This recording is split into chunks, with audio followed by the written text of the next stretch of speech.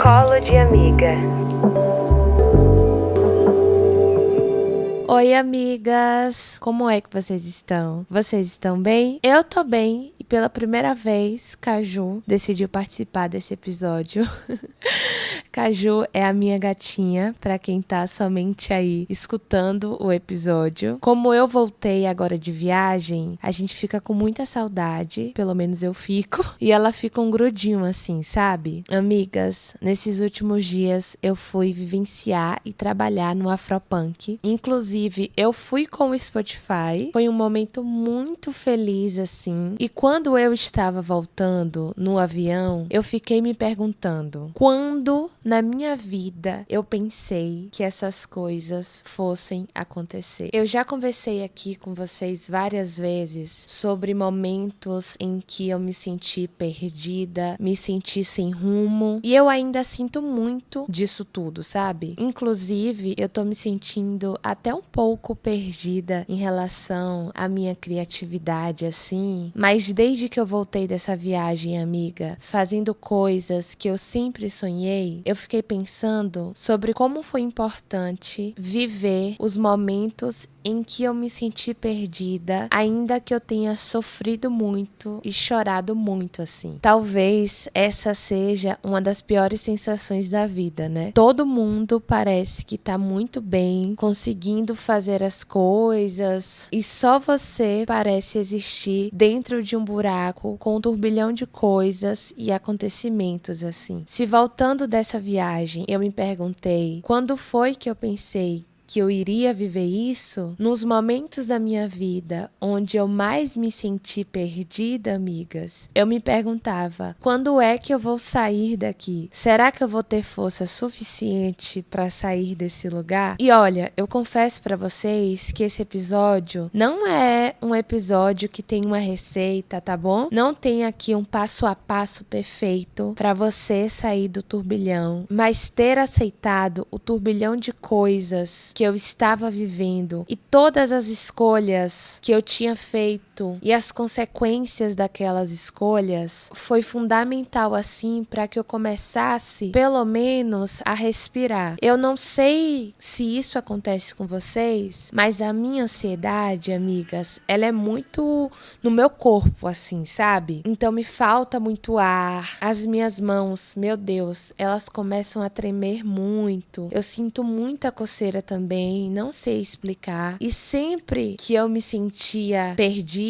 e quando eu me sinto assim também, hoje, esses sinais, eles vão aparecendo, mas ao contrário de antes, agora eu sinto que eu tenho ferramentas maiores para entender que para sair do caos, da turbulência, eu não preciso ter força. Eu preciso ser só mais um pouco vulnerável. E essa vulnerabilidade não é uma vulnerabilidade que todas as pessoas saberão receber, mas é uma vulnerabilidade para você construir principalmente junto com você. Dessas histórias assim, amigas, que eu já me senti muito perdida, muito sem rumo, eu lembro de querer mudar de trabalho, sair de uma empresa fixa, né, e começar a viver de forma mais autônoma, assim. Sendo que na minha família, todas as pessoas que eram autônomas eram consideradas pessoas preguiçosas, eram consideradas também, meu Deus, pessoas sem futuro, e eu não tinha esse lugar de referência. No meu interior a gente fala muito isso, quando uma pessoa é autônoma, a pessoa faz o quê? A pessoa faz bico. Não sei se vocês já escutaram essa expressão. Eu tinha muito esse imaginário de quando eu começasse a fazer bicos, ou seja, a fazer freelas na minha área, né, de jornalismo e tal, tudo iria dar errado, eu iria ficar sem dinheiro e eu seria julgada por todas as pessoas. Acontece que ter tomado essa decisão me permitiu a fazer coisas que eu nunca tinha feito antes. E foi fundamental assim, amigas, me arriscar. Eu me agradeço por isso, sabe? Apesar dos medos que eu carrego comigo, que são imensos, vocês sabem, não existe talvez pessoa no mundo mais medrosa do que eu, ainda que com medo, eu decido me arriscar, assim. E eu sinto que a decepção que eu causei inicialmente nos meus pais, quando eu me assumi, foi um start, assim, pra tudo na minha cabeça meio que virar. Os nossos pais, eles são, né, as primeiras referências que a gente constrói de amor, de afeto. E a partir do momento que eu entendi que mesmo fazendo tudo que os meus pais desejavam, eu não iria alcançar uma felicidade nem minúscula, a única coisa que eu poderia fazer era me arriscar no meu caminho, assim. Porque qualquer decepção que surgisse depois dessa, eu iria conseguir lidar. E eu lidei de várias formas. Chorando, me sentindo egoísta, sendo muito crítica comigo. Mas eu me vi fazendo algo que nunca ninguém fez por mim. Que foi seguir o meu caminho, mesmo quando eu me sentia perdida. Quando a gente tá nesses momentos, assim, de turbulência, a gente escuta muitas críticas, né? Mas também muitos conselhos, às vezes, soltos. Eu lembro que antes de me assumir, mas quando eu fazia o curso que eu não gostava, de fono, que eu já contei essa história aqui também pra vocês, eu lembro de uma amiga que chegou e falou bem assim: ai, por que você não simplesmente muda de cidade e faz esse curso de letras, que eu acho super sua cara também? E eu super entendo que esse conselho tenha sido dito em um momento como forma de me acolher, de mostrar pra mim que existiam soluções e possibilidades, mas pra uma pessoa que, assim como eu, sempre quis, né, agradar o outro, é muito fácil que nesses momentos a gente acabe aceitando qualquer conselho que chegue só pra se sentir um tiquinho mais validada. E eu precisei, amigas, lidar com o desconforto dos olhares das pessoas que eu amava, que eu sigo amando, algumas já nem fazem parte da minha vida, mas eu precisei lidar com esses desconfortos e com o meu próprio desconforto também, de não saber se eu estava fazendo certo, mas mesmo sentindo esse desconforto, eu estava sentindo essa coisa gostosa que é de fazer algo por você. E digo mais, de se escutar. E mesmo, né, a trancos e barrancos, eu me permiti, por exemplo, mudar para São Paulo. Uma decisão que muitas pessoas chegavam para mim e falavam: nossa, mas a sua vida tá estabilizada aqui em Salvador. E não estava. E daí eu entendi, mais uma vez, esse pensamento do outro, eu não tenho controle. O único que eu consigo pouquinho da conta é o meu, e no meu pensamento, ainda mais na minha intuição, no que eu desejo assim para minha vida, eu entendia que essa mudança, ela era e segue sendo muito especial para o que eu desejo para minha vida. E estar em São Paulo é lidar com a sensação de desconforto e de turbulência a todo instante, amigas. Ainda que eu conheça a cidade, né? Eu me mudei pensando que eu iria lidar só com o caos da mudança de um apartamento, mas estou precisando lidar com a construção de novas relações, de novas amizades, de novos territórios que eu não conheço e tô me permitindo conhecer, de sentir a minha miudez assim dentro dessa cidade enorme. E é muito difícil isso. E eu só acredito de fato que eu não tô me sentindo um pouco mais perdida porque eu tô um pouco mais alinhada com quem eu sou, com o que eu desejo pra minha vida. Só que pra chegar aqui, nesse lugar que eu ainda também tô desbravando, eu precisei sentir um monte de coisinhas. Eu até postei um carrossel no meu Instagram sobre esses momentos da vida, onde os pequenos passos, eles muitas vezes são mais importantes do que os outros maiores, assim. Eu participei de uma campanha agora do Spotify pra Nova York, eu fiquei muito feliz. É um grande sonho realizado, mas eu tenho certeza que esse momento não aconteceria se eu não tivesse me permitido chorar todas as vezes que eu chorei. Inclusive aqui no podcast, que se você gosta, não esquece de favoritar. Mas se eu não tivesse chorado aqui, como eu chorei e tivesse desabafado as minhas ideias, desde as mais bobas às mais especiais, se eu não tivesse feito isso com vocês, outras coisas bonitas talvez não tivessem acontecido. acontecido. E uma das coisas que eu aprendi sobre esses meus momentos de turbulência, onde eu me senti muito perdida, é que é importante nomear a turbulência. E a gente só consegue nomear, amigas, aquilo que a gente sente. Eu lembro das minhas primeiras sessões de terapia, assim, que eu tinha certeza que era ali só pra resolver a situação com minha mãe, e eu descobri que eu tinha 1000 e outras coisas pra lidar, mas não somente naquele espaço, mas conversando com amigas, escutando música, escrevendo, escutando podcast de pessoas que eu super admiro. Eu entendi que nomear era encontrar caminhos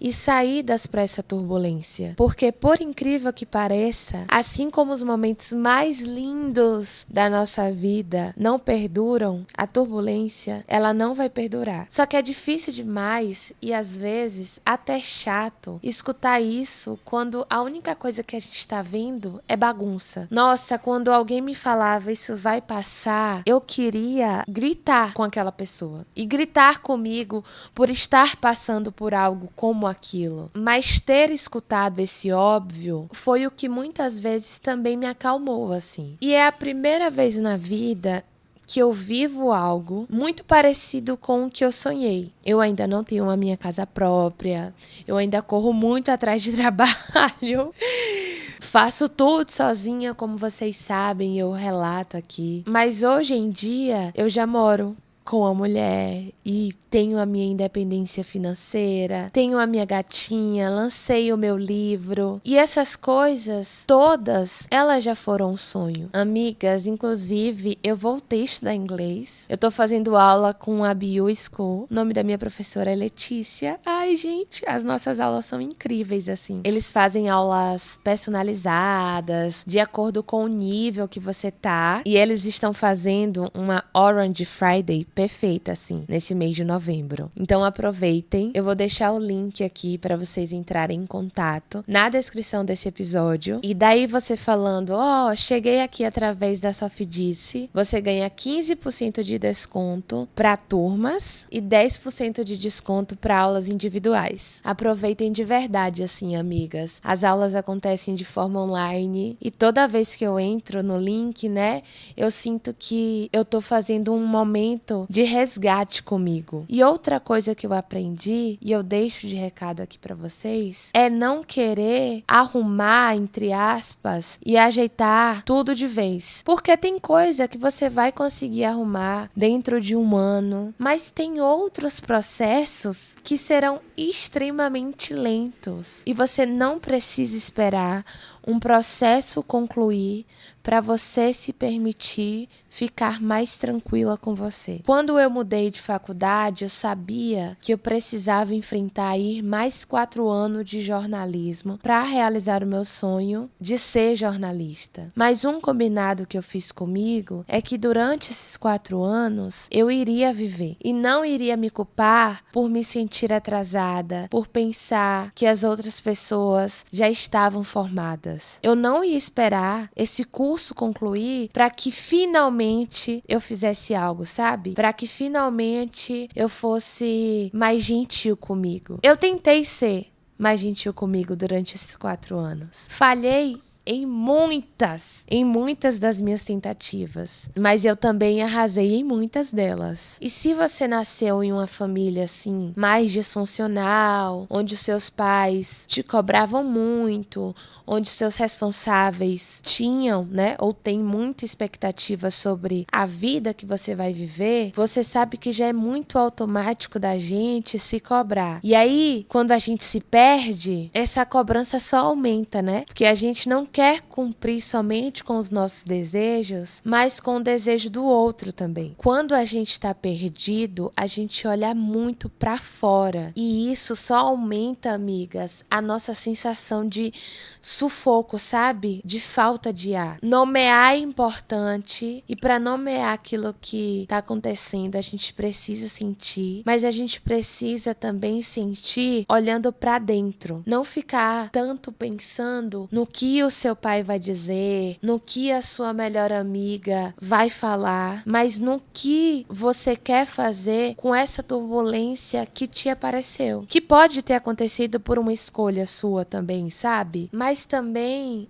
repetir as coisas que o mundo já faz com a gente só vai tornar esse momento ainda maior. Uma bola de neve assim, onde quase você não consegue falar o seu próprio nome. Eu lembro de sentir muita vergonha, assim, de falar o meu nome, de contar a minha história, por pensar que nada do que me atravessava fosse relevante e suficiente. E ainda hoje, com as coisas que eu faço que eu gosto, eu nem me sinto tão importante e relevante assim. Mas eu sei da importância que a minha história tem pra mim. Eu acho bonito conseguir olhar pra essa Sofia de agora, né, que tá fazendo 27 anos, e fico feliz de ter desistido de caber em muitos lugares assim. Porque quando a gente tá se sentindo perdida, às vezes é mais fácil que a gente sucumba a alguns conselhos, algumas ordens, para que tudo pareça mais ok, de forma mais rápida e imediata. Mas o caminho, quando é nosso, ainda mais se você veio de um recorte que não é privilegiado, e eu super te entendo, porque eu sei como é isso, o nosso caminho, ele não vai acontecer assim, de forma momentânea. Amigas, eu acho que eu me senti perdida, assim, de viver essa turbulência dos meus 18 aos meus 25 de forma muito, assim, clara, sabe? Sem saber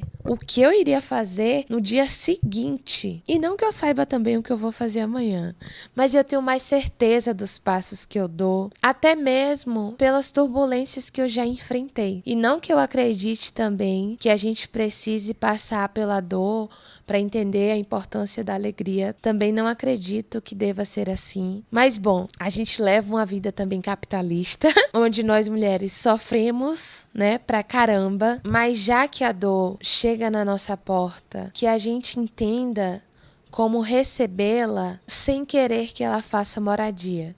Isso é um risco também do caos.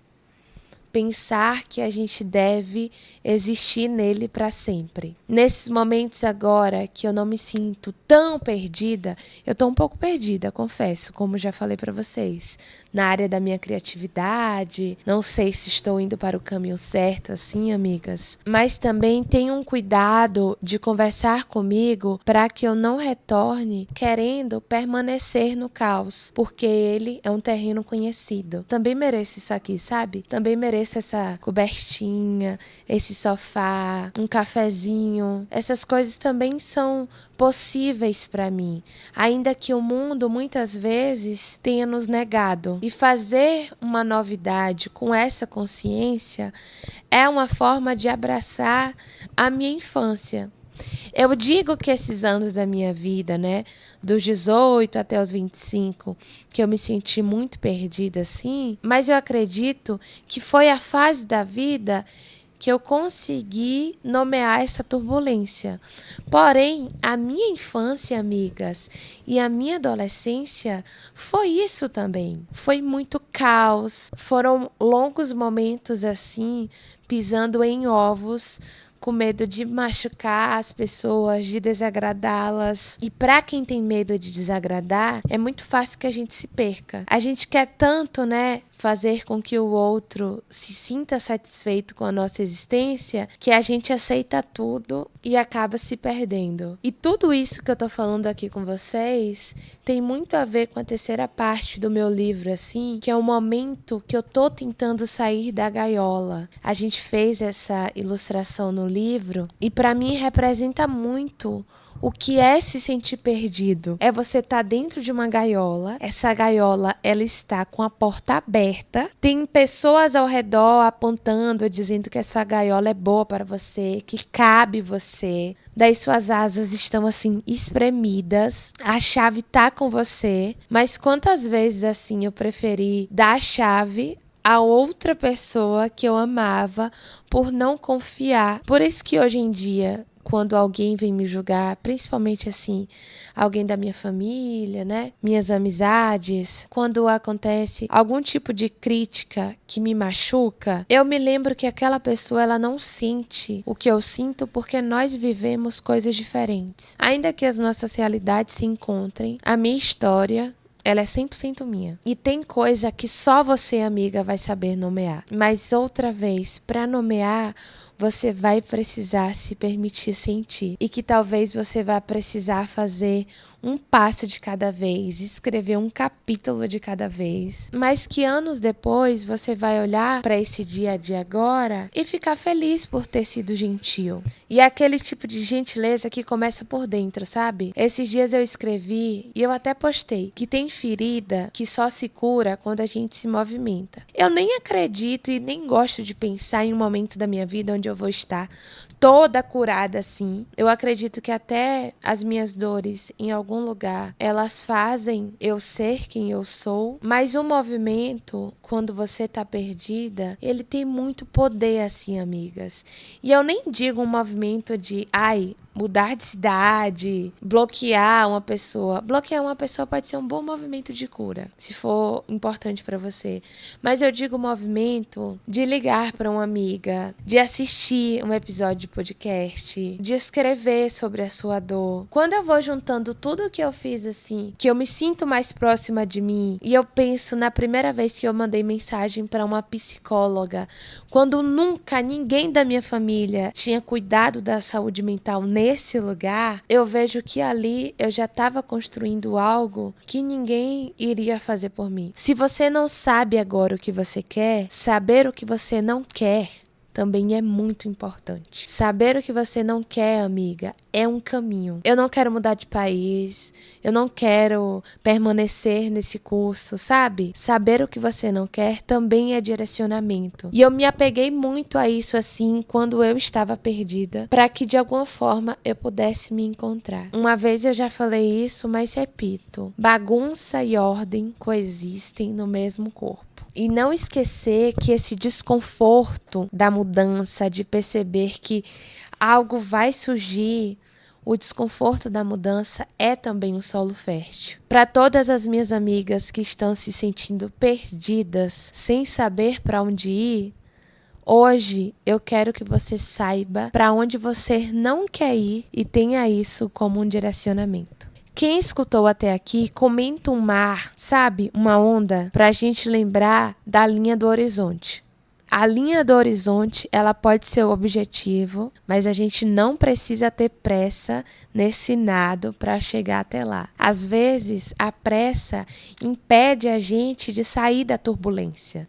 Antes dos conselhos, não esquece de favoritar o podcast e comentar aqui o que você achou. Sophie, fui diagnosticada com a distemia e queria muito saber o que você sentiu quando recebeu o diagnóstico. Amigas, para quem não sabe, a distemia, de forma resumida, é um tipo de depressão, mas podemos dizer que é uma depressão crônica. E quando eu recebi o diagnóstico, o meu primeiro sentimento, assim, amiga, foi de muita dor, de negação, né? Eu tenho um histórico familiar muito complicado em relação à depressão, onde as pessoas da minha família cuidaram de forma muito irresponsável, assim. Mas me veio um alívio de me ver e de me perceber cuidando de forma diferente, de forma responsável. E uma coisa que eu entendi é que aquele diagnóstico, ele continua não me definindo, mas ele dá características importantes da minha existência. Apesar de não ter cura,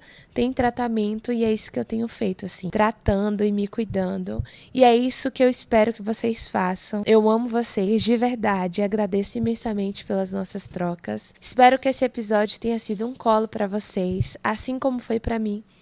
Um beijo e até semana que vem.